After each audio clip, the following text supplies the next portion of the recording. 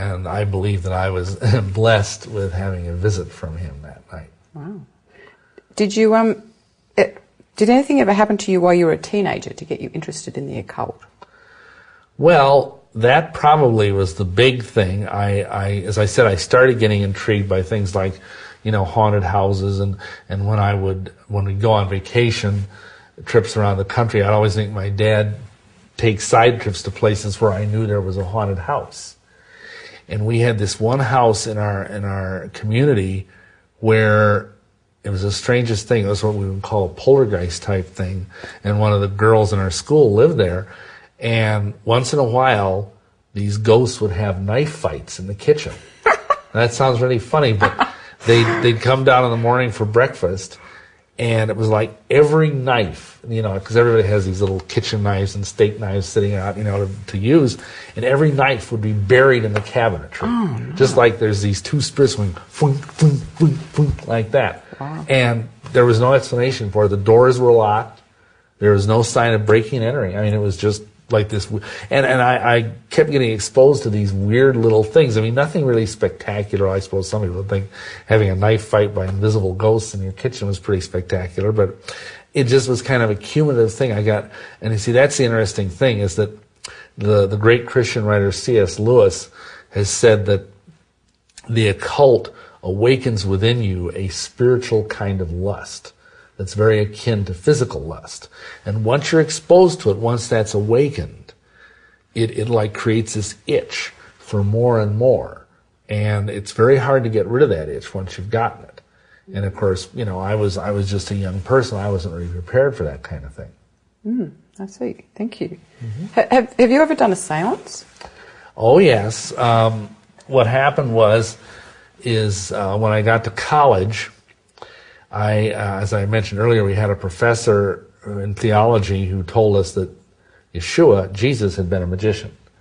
And that the way he did things like walk on water, turn water into wine, was he had gone and studied in the East with, Tibetan masters or Indian gurus, or he'd gone to Egypt and studied with the Magi or whatever, So he said that if we wanted to be like Christ, and see, that's a doctrine within the Catholic Church, is that the priest is another Christ. And so, therefore, he said, if you want to be like Christ, if you want to be a good priest, you should study the occult. So I kind of started reading some books, and I was very intrigued by it. I'd read about ESP and read like Hans Holzer's book on Ghostbusters and things like that. And so this one older classmate of mine, it was Halloween night, and I'd been involved in a play, helping out with the music. And he said, well, it's Halloween night, let's do a seance. And he had heard that this very important guy who'd given all sorts of money to this college had arranged for his deceased wife to be buried in the basement of the chapel there. Well, they used to do that in Europe, bury important people under the chapel. And I was music major, and so I was also working as a music librarian, so I had the keys to get in after hours. So we all went in, and there was this long corridor. At the end of the corridor were these huge oak doors. And right there was the lady buried behind those doors, a big, sarcophagus. And so we all sat down cross-legged on the floor, and we held our hands. I won't say the lady's name, but we called out her name. Come and visit us, the usual hokey adolescent thing. But the interesting was, and here's the weird thing, is that it was utterly black in this room because it was a basement. Mm. And once we turned off the light, you could not see your hand in front of your face. And we were sitting along this wall in kind of an oval. None of us were near the door. The doors to the tomb. And after about 2 or 3 minutes of this guy, caterwauling and trying to make the person appear, nothing ever appeared, but all of a sudden the doors started to rattle. Like this, boom, boom, boom, boom, boom, kind of like someone was on the other side of the doors trying to get out. And every one of us just lost it. We just ran out of that room as fast as, like the devil was after us, which of course in a sense he was. And that was the beginning of a story I probably don't have time to go into on this thing, but where because we raised, so to speak, that ghost, it hung around there and haunted the place for like 2 years and scared the living daylights out of people. And it would do things like play the piano, and then we'd open the practice room door and there'd be no pianist in the room. or it would actually throw people around. It would beat people up. It would cause music to appear on recording tapes unbidden. All kinds of weird stuff. So yeah, I had my share of that. Wow, thanks. We have got a bit of extra time. What's that story you said that you'd like to tell? Basically, as I mentioned most of it, but the interesting thing is that at one point in our part of the country, which is Iowa, we have a lot of tornadoes and stuff happening, and because of my position of responsibility as I was called a band librarian, I was kind of supposed to watch over the music department. And one night we had a tornado warning. A tornado came nearby and knocked out all the power in Dubuque. And so the dean of men called me in and said, you go down there and watch the doors of the music department so nobody breaks in and vandalizes something or whatever. So I went down there with my buddy, and we stood there, and all of a sudden we heard this organ playing inside of the music department. It was locked. And it was playing the same eerie song that we'd come to associate that with this woman. And the dean of men came along with a flashlight after about 5 minutes of hearing this music. He says, who's in there playing that music? And we said, well, as far as we know, nobody.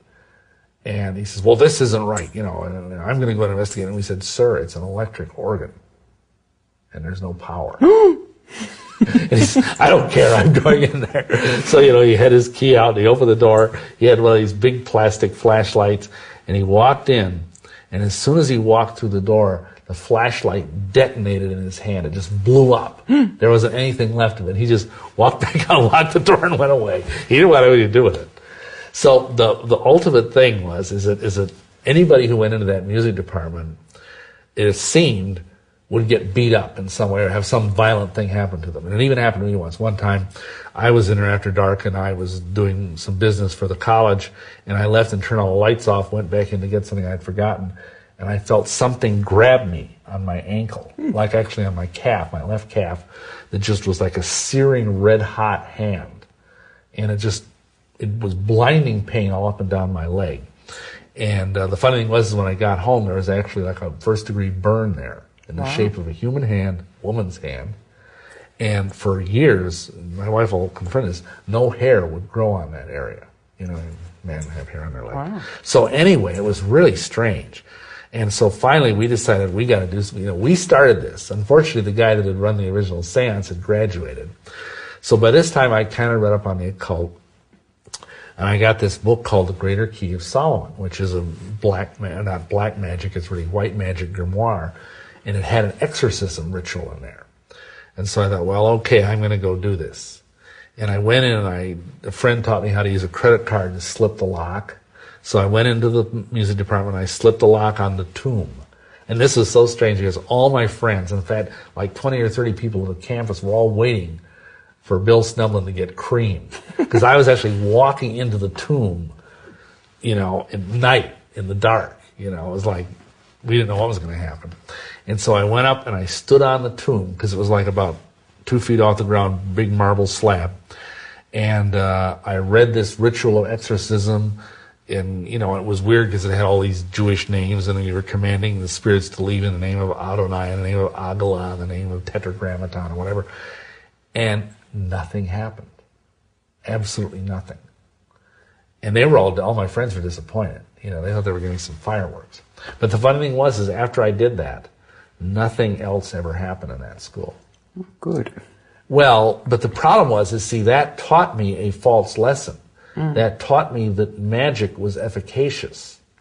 It taught me that the occult could work power, could have power over the dead, over the spirit world, whatever. And that was actually a fraudulent lesson. Right. But see, that's how the devil does things. He will get you to think you have power over the occult realms through rituals, through ceremony, through these various books or whatever. And actually, it's a fraud. Because really, we have, without Yeshua, we have no power over evil whatsoever.